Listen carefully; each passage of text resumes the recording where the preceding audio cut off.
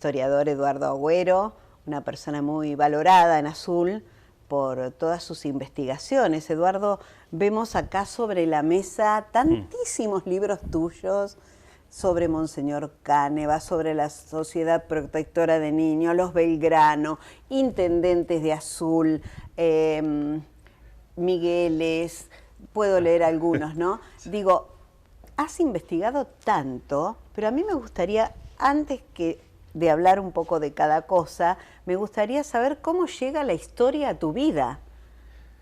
¿Cómo te interesás por la historia?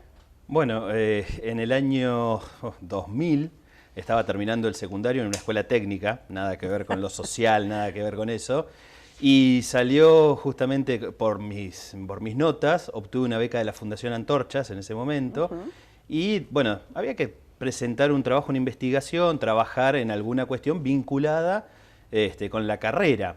Y en un momento pregunté, digo, ¿puedo hacer algo vinculado con la historia? Me dijeron, estás en una escuela técnica, hola, ya estás terminando una escuela técnica, ya está. Digo, pero me gustaría hacer algo sobre la historia. Bueno, preguntaron y sí, efectivamente se podía. Y fue así como nació la investigación Intendentes de Azul.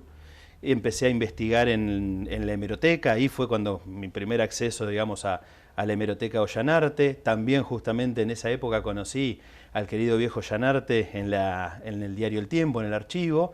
Y bueno, le fui a preguntar, empecé a investigar y bueno, me empecé a entusiasmar con la historia local. Yo en ese momento tenía 17 años y me entusiasmé, hice el trabajo, lo presenté, fue bien calificado, la beca era una parte previa y una parte posterior, o sea que obtuve las dos por suerte porque salió bien el trabajo y había quedado ahí dando vueltas, pero me enganché sobre todo con la hemeroteca porque me gustaba el hecho de ir a ver diarios viejos, de leer noticias, cosas que parecían de otros tiempos, que lo eran de hecho, pero para mí era toda una novedad. Y también había tenido en el secundario, más allá de que había sido un poco tiempo, porque también la escuela técnica lo tenía, en ese momento la profesora de historia Gilda Ruiz, y la verdad que me resultaba muy motivadora la clase de historia con ella, me gustaba, y siempre fui de leer, pero más volcado, después me quedé volcado un poco más a lo técnico.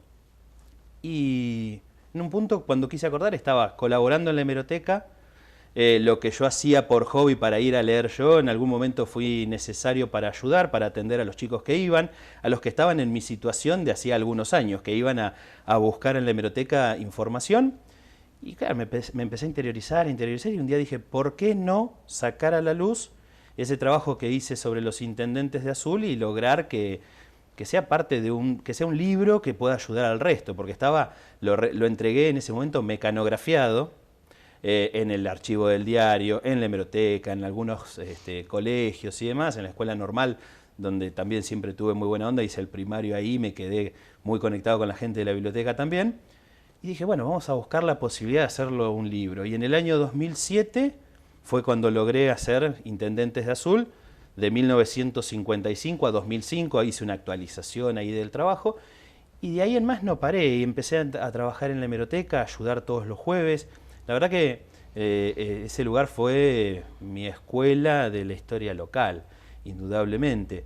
Conocí mucha gente, me empecé a vincular con un montón de personas que en general iban muchos a investigar, mucha gente grande, más allá que los pibes eran algo pasatistas, o sea, iban por una cuestión de un trabajo de la escuela, pero había gente grande que estaba investigando otras cosas, crímenes, lugares de Azul, episodios familiares, un poco de cada cosa. Y empecé a descubrir todo ese tipo de cuestiones. Y me empezó a gustar, la verdad que demasiado. Y me empecé a quedar cada vez más. Y en el 2007 surgió la posibilidad de ser el encargado de la Casa Ronco. Y de ahí en más tenía inclusive las llaves del lugar y estaba el tiempo que quería. Entonces la hemeroteca no eran 4 horas leyendo diarios, me pasaba 8. 10. Cuando no tenía trabajo en la casa, me la pasaba leyendo diarios y cosas antiguas. Y empecé a escribir, empecé a armar algunas cositas. Y en algún momento surgió después de mi salida de Casa Ronco, surgió la posibilidad de empezar a trabajar con el diario El Tiempo. Y ahí hice Las calles del Azul. Vamos a ponernos en contexto para la gente que no es de nuestra ciudad, que estamos hablando de Azul, una ciudad del centro de la provincia de Buenos Aires. Y que, bueno, a mí me gustaría que me cuentes un poco la historia de Azul, ¿no? ¿En qué año fue fundada? ¿Por quién fue fundada? por qué algunos dicen que es una ciudad masónica, bueno, tantísimas cosas que se hablan de Azul. Pero poner un poco en contexto esta charla porque nos mira mucha gente que no es de nuestra ciudad también. Bueno, Azul, como decías vos, está en el centro de la provincia de Buenos Aires. Fue en su momento uno de los fuertes de avanzada sobre el desierto. Fue parte de un plan de gobierno de extender la superficie a trabajar en la provincia de Buenos Aires.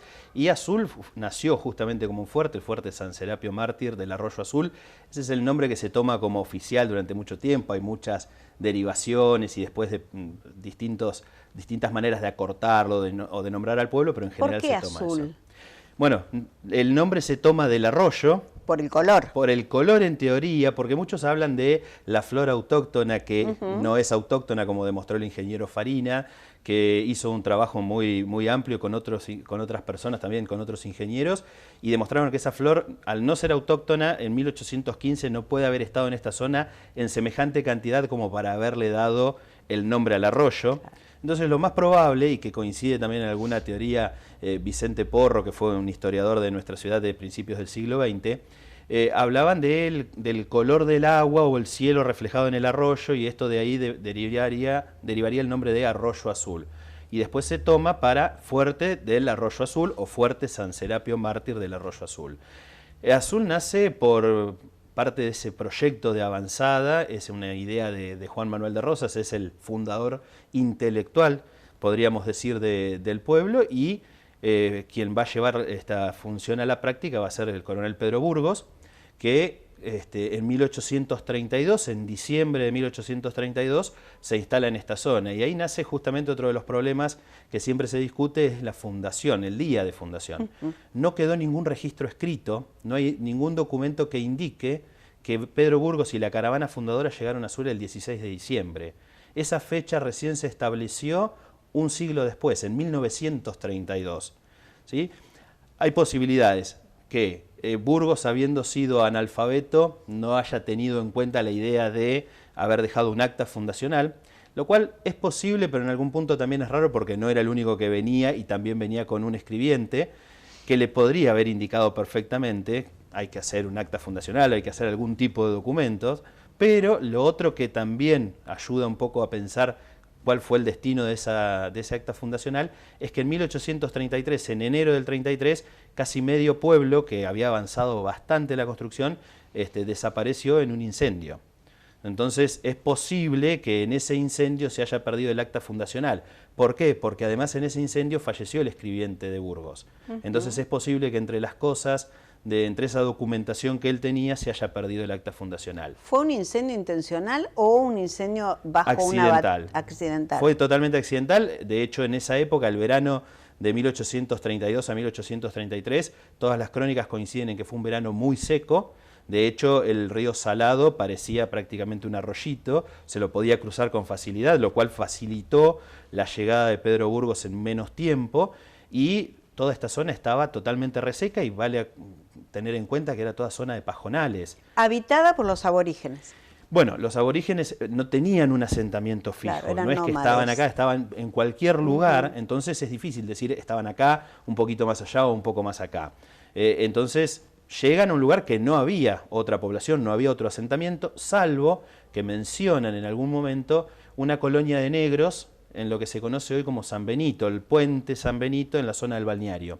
Esos negros habrían sido liberados de distintos lugares, de distintos campos y demás, y algunos coinciden o van a la versión de que llegaron desde Bahía Blanca, que venían caminando y se quedaron buscando Buenos Aires, o sea, retornando a Buenos Aires, se quedaron a mitad de camino y se quedaron a orillas del Arroyo Azul. Y se los encuentra el coronel Pedro Burgos. De todas maneras, entre el fuerte y la zona de San Benito había unos 3 kilómetros, que es una distancia considerable, no había un vínculo permanente entre esa población.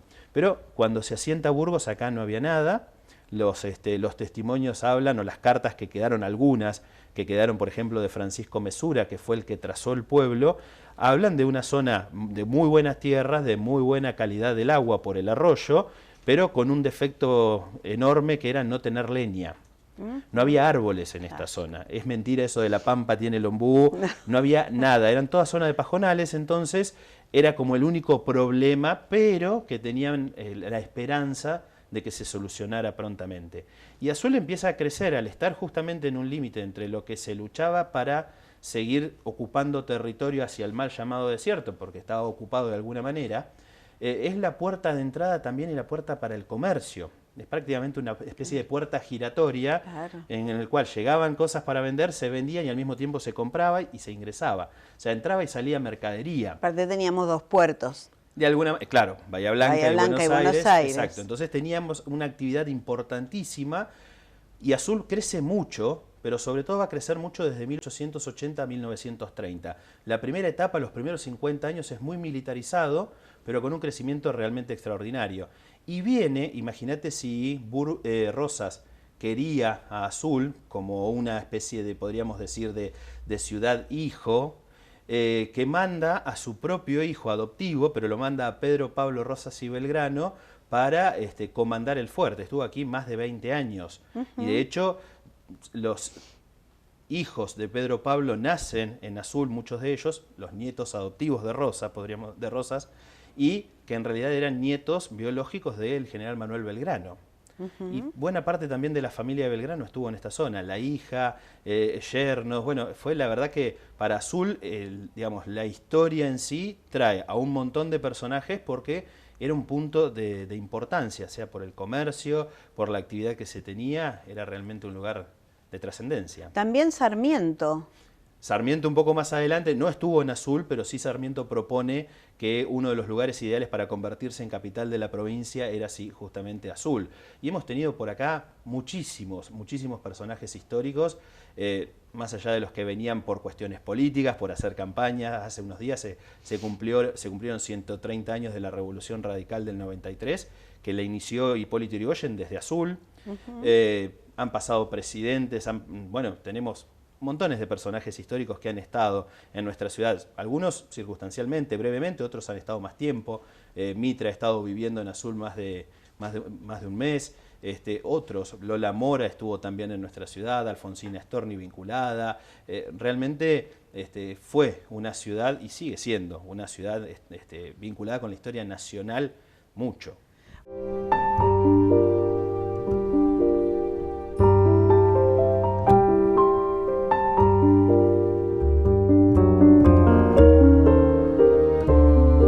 Una ciudad muy importante en lo que era esa época, también culturalmente, ¿no? Vos nombrás personajes que tienen que ver con la cultura, sí. Alfonsina Storni, Lola Mora, muchísima gente relacionada con la cultura, y realmente en un momento Azul fue, digo en un momento porque en este momento no lo es, fue como la ciudad cultural de la provincia de Buenos Aires. Sí, yo siempre en los talleres que doy sobre historia local siempre digo que la cultura de Azul se entiende, se la puede sintetizar en un personaje que es el doctor Bartolomé Ronco. La primera mitad del siglo XX es el gran apogeo cultural de Azul. Él fue el hacedor de muchísimas actividades, hizo que muchos personajes de la cultura se fijaran en Azul. Jorge Luis Borges, recién hablábamos de Alfonsina Storni, Nicolás Guillén, bueno, otros tantos que de alguna u otra manera Ronco hizo que prestaran atención en nuestra ciudad. Y esa primera mitad también del siglo se caracteriza por una presencia muy fuerte, que es la de Monseñor Cáneva, que llega como un humilde sacerdote, como un jovencísimo sacerdote, y se va a convertir en el primer obispo de Azul y va a trazar, o va, podríamos decir corregir, depende desde el lado que se mire, pero va a llevar el destino de la ciudad más para el lado del catolicismo, y va a quedar un poco más atrás esto que hablabas hace un rato de la masonería, ¿no? Pero Azul también tuvo una presencia muy fuerte de la masonería, sobre todo desde 1870. Cáneva traza lo que es también la diócesis de Azul, sí, que es bastante amplia. Es una diócesis con una cabecera amplia en Azul, pero sí, es muy amplia. Sí. Lo que hace Cáneva de alguna manera es también a partir de la conformación de la diócesis en 1933, es justamente expandir su obra. Lo que había hecho en Azul lo empieza a reproducir o a replicar fuera, o sea, dentro de la diócesis. Tenía como amiga o como una de esas personas que colaboraba con él, ni más ni menos que a Mercedes Castellano de Anchorena. A ella le debemos, por ejemplo, el altar mayor de la iglesia catedral o el inicio de la obra del Buen Pastor que la culminó su hija Josefina Anchorena de Rodríguez Larreta. Entonces, esas amistades, también esos vínculos, obviamente dados desde la religión, pero amistad al fin. Cáneva viajaba a San Ramón de Anchorena a celebrar la misa cuando San Ramón de Anchorena estaba en el medio del campo, inaccesible. Pensemos en principios del siglo XX, ¿sí? No estamos hablando de me subo a una camioneta y en media hora estoy. Pero bueno, Cáneva asistía a la misa ahí y bueno, le impone a la ciudad de alguna manera una impronta muy católica que la tenía, porque hay que recordar que Rosas de por sí era católico. Pero que había un bagaje de masonería que fue muy fuerte, que también es cierto que colaboraban. No es que por un lado estaba la iglesia totalmente enemistada con la masonería. Se da más en la segunda mitad del siglo XX un poco la reticencia de la iglesia a aceptar la masonería, pero tenía muchísimos miembros que formaban parte de comisiones de la iglesia y que al mismo tiempo eran reconocidos masones.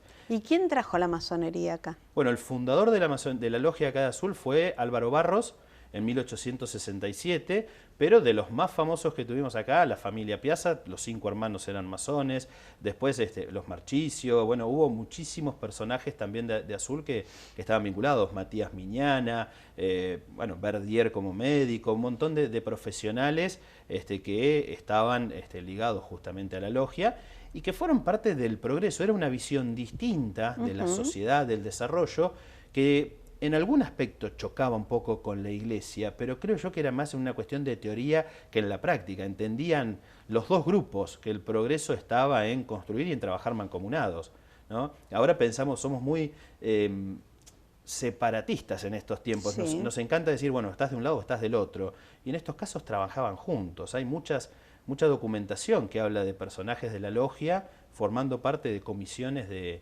la iglesia. Yo creo que esa es la teoría que nos va a llevar a crecer, ¿no? Claro. Al unirnos, no Totalmente. tener tanta grieta y tanta separación si todos tendemos para el mismo lugar, ¿no? Azul es muy rico, bueno, ya lo vemos culturalmente y en historia, pero también tenemos lugares que por ahí la gente misma de Azul no los conoce y que a veces cuando nos empezamos a hurgar un poquito, decimos, ¿cómo esto está y no lo conozco? ¿Cómo está y no lo ponemos en valor? O los gobiernos que han pasado no lo ponen en valor, ¿no? Digo, por ejemplo, en un momento cuando se nombró Ciudad Cervantina, ahí también supimos un poco más de lo que había hecho Ronco. En realidad en Azul todos conocemos toda la ciudad, porque la ciudad es chica y es fácil, digamos, de tener acceso, de tener conocimiento. Lo que nos falta es valorizar lo que tenemos. Nos falta entender... Y saber. Saberlo, porque sí, por ahí lo vemos y no profundidad. sabemos. Claro, conocerlo en profundidad, pero valorizar lo que tenemos. Claro. Porque decimos, bueno, sí, somos Azul Ciudad Cervantina, ¿y de qué nos sirve? Claro. Y muchos dicen, bueno, sí, muchos piensan en el cotidiano, en el día a día, en tener un plato de comida en la mesa, y no les importa que les hables de Ciudad Cervantina, pero cuando la gente entienda que ese tipo de cosas son las que nos distinguen y que nos pueden ayudar, son herramientas para poder trazar otro camino, para poder decir, bueno, tenés otra salida comercial o otra salida laboral desde el punto de vista del turismo y demás, realmente creo que ahí va a estar el verdadero progreso de nuestra ciudad. Creo que en muchos aspectos nos tenemos que olvidar del tema industrial, de la ciudad industria, y tenemos que pensar, por ejemplo, en la ciudad de turismo. Tenemos una competencia muy grande que es Olavarría, ya están muy establecidos, muy trazado ese camino. Ellos ya lo han transitado y nosotros estamos como al principio, digamos. Entonces, creo yo que tenemos que buscarle la beta y tenemos herramientas, tenemos lugares como la iglesia de Chillar, pero son de esos lugares únicos, en estilo neocolonial, es una obra realmente extraordinaria, el Buen Pastor en Azul, la iglesia catedral, el parque municipal, el balneario, la plaza del Quijote, por ejemplo, es la única plaza que hizo Carlos Regalzoni. Claro. ¿Sí? Él siempre hizo obras sueltas, pero la plaza del Quijote en Azul fue la primera y la única que él armó, diseñó plenamente. Y otro tanto tipo de cosas, la historia de Catriel. La vereda de la Plaza San Martín, por ejemplo. La Plaza San Martín, Salamone, única, que es el más, digamos, por ahí ahora es el más nombrado en este tiempo. Sí. La portada del cementerio, el matadero. La historia misma de la familia de los Belgrano, no por una cuestión de decir, bueno, yo hice ese libro, pero pensemos que los hijos de Belgrano, los nietos de Belgrano nacieron en Azul, los hijos de Belgrano estuvieron acá. Digo, nos vincula con uno de los padres de la patria. ¿Dónde vivían? Bueno, el lugar exacto no está. Sí sabemos, por ejemplo, que la que nosotros le decimos la Casa de López, en la Costanera, donde está pintado el mural de Rep, esa le perteneció a Vega Belgrano y se la termina legando a un protegido, a una especie de encargado que tenía de sus campos. Vivienda exacta en Azul no sabemos, porque generalmente iba y venía muchas veces, pero estaban en esta zona. Y los campos estarían por acá. Los campos estaban acá, entre Azul y Olavarría. Claro. Y de hecho, hoy por hoy, entre nosotros tenemos descendientes de la familia Belgrano. Entonces, ese tipo de cosas, valorar eso, nos va a posicionar muy distinto, que es lo que nos falta aprender y pensar el paseo de la calle Bolívar, que no todas las ciudades tienen una cosa así. Digo, edificios de 1880, 1890, con sus estilos propios, una belleza extraordinaria. El parque, que recién te lo nombraba, pero digo, también una obra de toda la ciudad, una obra de la comunidad. Muchos vecinos ahí aportaron. Uno piensa que enseguida esas obras o esas grandes obras, como te decía recién lo de Anchorena, lo hace solamente la gente que tiene plata. Para el parque fue mucha gente a colaborar que no tenían un peso e iban a trabajar. Claro. Iban a nivelar el terreno, agarraban la pala y dedicaban 1 hora a trabajar para el parque de su ciudad. ¿Cuántos de nosotros hoy estaríamos dispuestos a hacer eso? Y quizá incentivados, tal vez sí, porque lo vemos con algunas cosas como la oveja negra o ese tipo de actividades que se hacen. Pero digo, en aquella época era mucho más común, hoy es algo raro. Sí. El balneario se hace prácticamente de la misma forma. Entonces, cuando tenemos esos ejemplos, la iglesia catedral otro tanto. ¿Sí? Mucha gente ¿Qué que estilo es la iglesia catedral? Es neogótica. La iglesia es neogótica, se inauguró, Caneva ahí muy hábilmente la inaugura el 7 de octubre de 1906, pero lo que se inaugura era el comienzo de obra prácticamente, apenas estaba techada y no había ni altares, no había nada, era muy básica, muy rudimentaria al principio, pero ¿qué hacía? Incentivaba a la gente, motivaba a los vecinos y decían, miren lo que estamos construyendo. Entonces necesitamos, y muchos iban y aportaban tiempo y otros aportaban, y otros aportaban dinero. Y a partir de ahí, para los años 40, ahí realmente se concluye la catedral, se puede decir que poquito antes de que empiece la década del 40 se termina definitivamente. Pero bueno, fueron muchísimos años de trabajo, un esfuerzo enorme, y eso es la prueba de lo que es el ser azuleño, ¿no? Son cosas que no se hacen porque venga el gobierno X o que venga fulanito con plata. Se hacen porque la gente se unía, porque la gente pensaba en una ciudad distinta. No pensaba en el ombligo, sino que pensaba en el que estaba al lado. Que eso es lo que hoy nos falta aprender, me parece. Y para eso está la historia. Para enseñarnos este tipo de cosas. Obvio que también hay cosas horribles que han pasado, porque no tenemos, hay montones de cosas que a veces se usan turísticamente, como el caso Mateo Banks, que fue una tragedia, un espanto, pero lo demás creo que es mucho más fuerte y más importante como para enseñarnos a valorar lo que tenemos.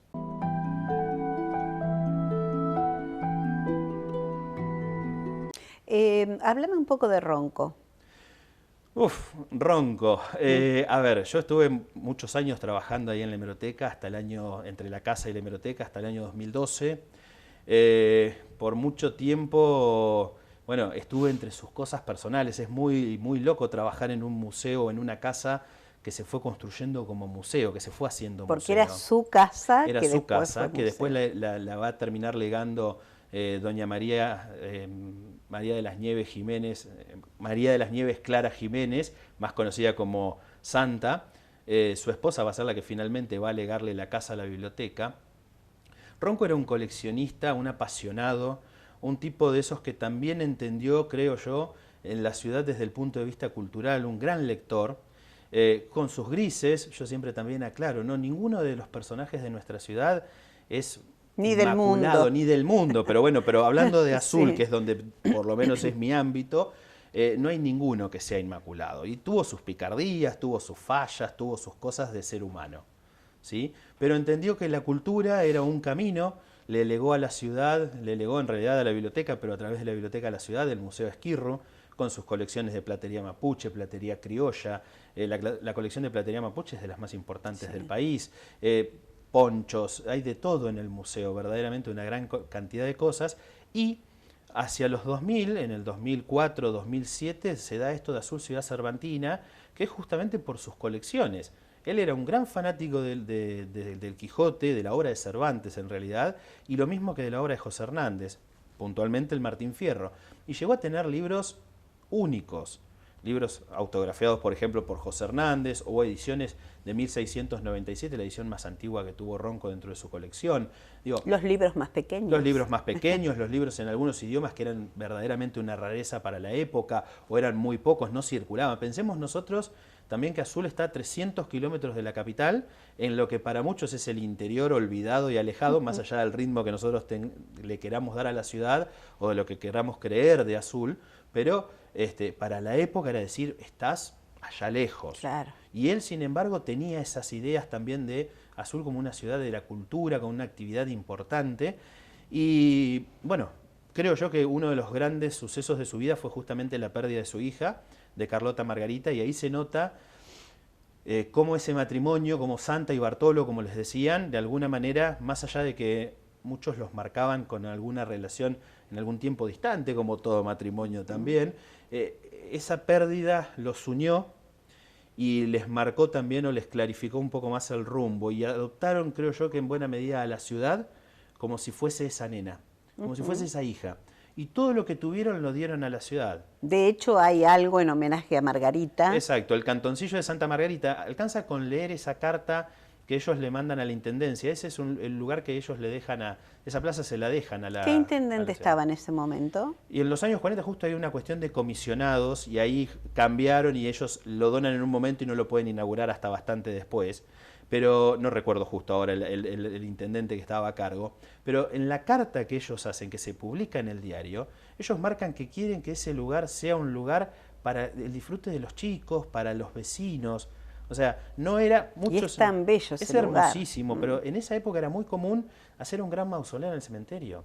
Y ellos en realidad piensan en esa otra vida, en la forma de acompañar a la ciudad, de acompañar a los chicos, haciendo una plaza. Digo, eran claro, de avanzada en un montón de aspectos. Totalmente. Y bueno, y se siguen descubriendo cosas. Yo hace mucho tiempo que ya no estoy ahí en la casa, pero sigo vinculado a través de las investigaciones, sobre todo con la hemeroteca. Pero Ronco siempre es uno de esos personajes que a uno lo atrapa, lo apasiona. Yo creo que si tuviéramos un par de Roncos en esta época sería genial. Saldríamos más rápido del pozo. Pero bueno, se dio en ese momento y ahora todavía no lo tenemos. No ha nacido o no se ha dejado ver todavía. Eduardo, ¿quién fue el primer intendente de Azul? Bueno, el primero como tal fue Pedro Ubiñas, ¿sí?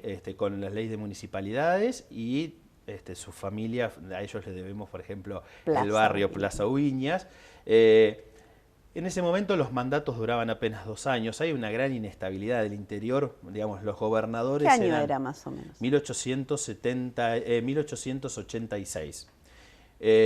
A ver, en ese momento lo que se planteaba, porque los anteriores eran o comandantes del fuerte o jueces de paz, la autoridad estaba muy repartida, ¿sí? Entonces no había una figura única, no existían tampoco, se lo llamaba presidente de la corporación municipal, o sea, lo elegían los concejales, ¿sí? No existía la elección como ahora que vamos a entrar en elección, ni nada por el estilo. Había una inestabilidad bastante considerable, ¿sí? Y eso hace que más o menos la ciudad fuera creciendo no por una cuestión política, sino por una cuestión de la misma gente.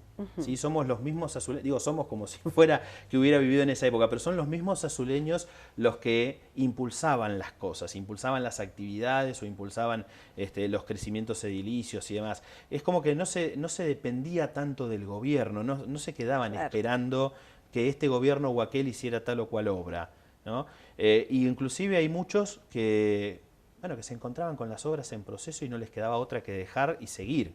Digamos, formaban parte de la inauguración en su momento, decían los felicito, bárbaro, como no tuvieron nada que ver, calladitos. Hoy estarían para la foto y se desesperarían por decir... Se harían previo a las elecciones. Esta piedra se puso por mí, pero en ese momento no, se pensaba muy distinto. De hecho, José María Lier, en 1918, a él le toca inaugurar el parque.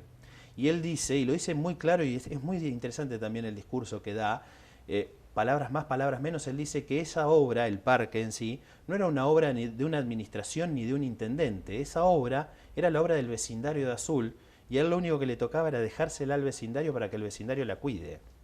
pero él asume que él no hizo como intendente ni los anteriores, sino los vecinos. Qué grandeza, ¿no? Aparte, qué sencillez Totalmente. humana, digo, ¿no? De no endilgarnos cosas que no tienen nada que ver con uno. El reconocimiento hacia los vecinos, creo que eso también estimulaba a que los vecinos participaran de esas cosas, ¿no? Exacto. Y de hecho, por ejemplo, todos los paseos públicos de nuestra ciudad se llamaron por mucho tiempo simplemente Parque Municipal, Balneario Municipal, no se les ponía otro nombre porque eran del municipio, claro, eran de la gente. Se entendía municipal esto como de los azuleños, ¿sí? No por una cuestión de gobierno. Después se le van poniendo nombres por distintas razones políticas o algunos avatares que hemos tenido, pero justamente se pensaba muy distinto, se pensaba muy diferente. Ni hablar de el plus agregado que tenemos de tener la Boca de la Sierra, que nos pertenece a nuestro partido, sí, y que quizá la vemos como a un costado. Siempre hablamos de Azul o de nuestras ciudades como Chillar, Cacharí, 16 de julio, pero la Boca de la Sierra es como que queda como si estuviera separada de Azul. No la noto como integrada. De hecho, digo como azuleña, no hay un colectivo que nos lleve a la Boca de la Sierra. Exacto. Si un turista viene en colectivo y está a pie Azul. ¿Cómo Exacto. Llega? Imposible. No hay manera. No hay manera, ¿no? Y mucha gente de Azul que no tiene vehículo sí. no la conoce porque no tiene en qué ir hasta la Boca de la Sierra. Pero es algo formidable sí. lo que hay en la Boca de la Sierra y la riqueza cultural, sí. no sé, paisajista que tenemos. Sí, indudablemente. Pero creo yo que eso es una falta de los azuleños en general. Como vos decías, nos olvidamos muchas veces de que Cacharí existe, Chillar existe, 16 de julio existe. Las otras localidades, bueno, por ahí uno puede pensar, sí, son más chiquitas, no tienen un atractivo, pero hay mucho turismo rural que se está empezando a explotar en el país, que bien se podría hacer. Y la Boca de las Sierras con el monasterio trapense, con Pablo Acosta y nomás, con San Ramón de Anchorena, es toda una zona preciosa desde el punto de vista natural, con muy poca construcción, que eso lo hace más lindo todavía, porque decimos, bueno, Tandil en cuanto a sierras es un paisaje precioso, pero hay una casa en cada rincón. Totalmente. En cambio, nuestra zona está mucho más virgen, menos explotada, pero, como vos decías, nos falta la articulación para que haya un colectivo, para que haya, no sé, los mínimos servicios en esos lugares, para que hayan guías, para que te indiquen a dónde podés llegar o no. También conocer un poco más la historia de todos, bueno, pobladores que fueron y marcaron de alguna manera también el desarrollo de esa zona. Pablo Acosta son 3 generaciones que llevan el mismo nombre, pero el primero, el que se instala primero allí, llega casi inclusive antes que Burgos a esta zona, en lo que eran los repartos de las suertes de estancias. Pablo Acosta fue uno de los primeros pobladores y actuaba también como juez de paz en Bahía Blanca, y lo mataron viniendo de Bahía Blanca Azul, lo mataron en un ataque de indios en un malón. Termina perdiendo la vida y queda su mujer y su hijo, que en ese momento era chico, quedan en el campo un poco a la deriva, pero esa mujer toma las riendas de la situación y termina desarrollando y trabajando en una estancia que tenía unas 60.000 hectáreas, o sea, no era poca cosa. Pero esa historia también se desconoce toda la historia de los trapenses, que es realmente también extraordinaria. Tenemos muchísimo de hecho, Pablo Acosta le dona a los trapenses el campo vecino a ellos, que era mucho más productivo, y los trapenses eligen el de enfrente, que era pura piedra, lo limpian y ahí se establecen, ¿no? Exacto. El tercer Pablo Acosta no tenía descendencia, su esposa era Carmen Leloir, y bueno, Carmen Leloir es, por ejemplo, la donante del altar del Carmen en la catedral, y también con Pablo Acosta, pero es ella la que llevó la voz cantante al momento de esa donación. Y como vos decías, ellos disponen la donación de parte de sus campos para la instalación del monasterio, y obviamente también abren otra historia, ¿sí? Con todo lo que significa la trapa para Azul, ¿no? Y nos falta, una vez más, explotarlo. Nos falta aprender y explotar eso. Teniendo en cuenta la gente importante que ha estado en la trapa, han estado presidentes, expresidentes, mismo de la Rúa cuando se fue del gobierno, estuvo un tiempo ahí en la trapa, digo, y por ahí desconocemos todo eso, ¿no? Sí. Y se desconoce todo eso porque no ha tenido demasiada difusión tampoco.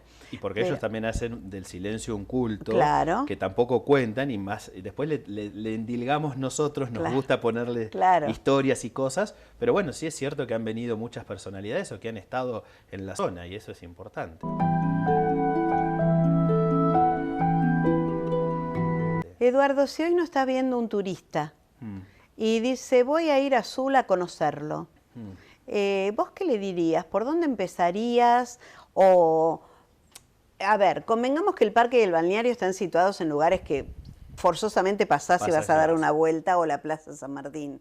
Pero ¿qué otros lugares así como escondiditos o que no están tan difundidos tenemos?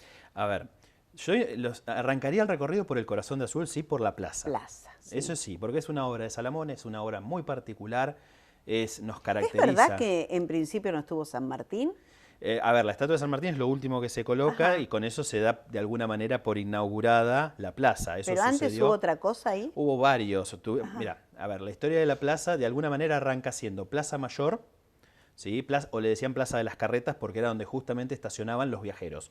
Pero imagínatelo como un terreno baldío, no más que eso, donde pastaban los caballos que les llevaban alfalfa y para de contar. Después, hacia 1870, 1880 casi, la empiezan a pensar como un paseo. Pero tuvo un montón de, digamos, de formas, de plantas, de jardines, de canteros y demás, hasta que en 1903, y ahí sí vino por primera vez para Azul, Carlos Thais. El paisajista Carlos Thais hizo en 1903, a pedido del doctor Ángel Pintos, que era intendente, el diseño de la Plaza Colón, así se la llamaba antes. Después, ¿también el parque? Thais. No, el parque no le pertenece a Carlos Thais. Esa es una obra de Ángel Sala, ¿sí? Que fue un pintor y un paisajista local. Muchos le atribuyen la obra a Carlos Thais porque es posible que Ángel Sala se haya inspirado en los trabajos de Thais. Thais era muy reconocido y podríamos decir imitado en muchísimos aspectos, pero el verdadero hacedor del parque local es Ángel Sala, ¿sí? Thais en ese parque no tuvo nada que ver. Thais estuvo para la Plaza Colón y para la estancia San Ramón de Anchorena, ¿sí? Ahí sí trabajó a pedido de Mercedes Castellanos de Anchorena. Cuando hace la Plaza Colón, cada 2 o 3 años tenemos un proyecto distinto para un monumento en el centro de la plaza. Desde el monumento a la bandera, el monumento a la primera junta, el monumento a Mariano Moreno, monumento a la libertad, que se la trajo a Lola Mora para ver si Lola Mora hacía una estatua. Infinidad. Hasta que el 9 de julio de 1925 hacen la pirámide de Julio. Al estilo de la pirámide de Mayo en Plaza de Mayo en Capital, nosotros tuvimos durante un tiempo la pirámide de Julio. Pero no estaban del todo contentos. Y entre todo eso, antes de todo eso, tuvimos las mal llamadas Nereidas, que eran unas estatuas que las hizo un artista local, que era Carlos Ducio, que no eran de mármol, que ningún estanciero se las robó, que ningún estanciero se las llevó a su campo, porque ese es otro de los tantos mitos que se crearon. Eran estatuas de material que a la ciudadanía y a un montón de gente que tampoco tenían que ver solamente con la iglesia, porque también la gente a veces aprovecha a endilgarle cosas a la iglesia, fueron más de 500 vecinos y había masones y mujeres que firmaron en contra de esas estatuas, que no las querían porque no les gustaban. Entonces, al plantearles que había que demolerlas, las sacaron, pero después se quedaron sin saber qué poner en el centro de la plaza. Y de ahí es cuando surge esto de la pirámide de Julio, que dura un tiempo, y finalmente en el 36 le encargan a Ángel Sala, que había hecho el parque, la costanera y que había trabajado en varias plazas, le encargan el diseño de la Plaza Colón. Pero al mismo tiempo prácticamente se empieza a cobrar notoriedad Francisco Salamone, que llega, enviado por el gobierno de la provincia, que era Manuel Fresco el gobernador. Entonces de alguna manera la obra no se queda en manos de Sala, sino que pasa a Salamone. Y él es el que hace, en el 39, inaugura justamente, que no estuvo para la inauguración, pero sí el vicepresidente de la Nación, se inaugura la Plaza San Martín. Plaza que, como dato chistoso, en el 39 los concejales no se habían puesto de acuerdo para cambiarle el nombre y cuando le inauguraron la estatua de San Martín, la inauguraron en la Plaza Colón. Recién en noviembre le cambiaron el nombre a la plaza y ahí dieron por sentado que se llamaba Plaza San Martín con la estatua del Libertador, claro. ¿no? Y bueno, volviendo a lo que vos me preguntaste antes, Yo arrancaría el recorrido por justamente la plaza. Parque y balneario son remachados y son, obviamente que son los lugares también a visitar, pero hay muchos lugares que son religiosos, aunque en realidad tienen mucho de artístico. Uno de ellos es el Buen Pastor y el otro es el Seminario. Son lugares que los turistas pueden acceder, si se coordinan los horarios y demás, se pueden visitar. Son lugares muy especiales, muy lindos verdaderamente. La Gruta de Lourdes, que es una réplica de la gruta original, la francesa. Digamos, hay otros sitios. El hipódromo fue uno de los más importantes de la provincia de Buenos Aires. Al que le gustan los caballos puede disfrutar del hipódromo también. Digo, hay otras zonas, también lo que es la actividad rural, ¿sí? Las estancias, hay algunas que se abren al público.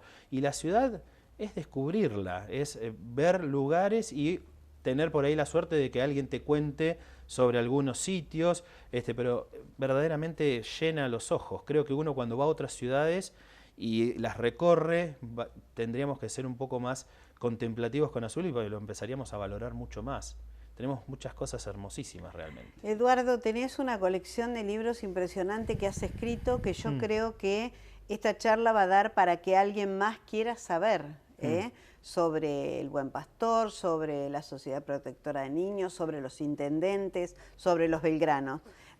Vamos a poner obviamente en el zócalo del programa donde lo pueden adquirir tus libros, pero bueno, creo que daría para muchos programas más poder hablar de nuestra querida ciudad de Azul. Pero ha sido un placer conocer un montón de cosas. Creo que sos una persona rica para charlar y que, bueno, algún turista que te quiera encontrar seguramente te va a estar buscando dónde te puede encontrar o dónde puede dialogar con vos. También estás haciendo un taller. Sí. Que ese taller está llamando mucho la atención porque mucha gente no conocía detalles que vos estás dando en esos talleres sobre nuestra ciudad. Así que yo te agradezco. Sí, los talleres los estamos dando acá en la Biblioteca Caneva, que me ceden el lugar para trabajar y bueno, realmente se ha multiplicado mucho con la gente, así que es importante. Ahora empieza una segunda etapa del taller, pero el año que viene seguro lo vas a retomar porque estamos muchos esperando. Bueno, muchísimas gracias, ha sido un placer charlar con vos. El agradecido soy yo y bueno, para los que nos estén viendo, ojalá vengan a conocer.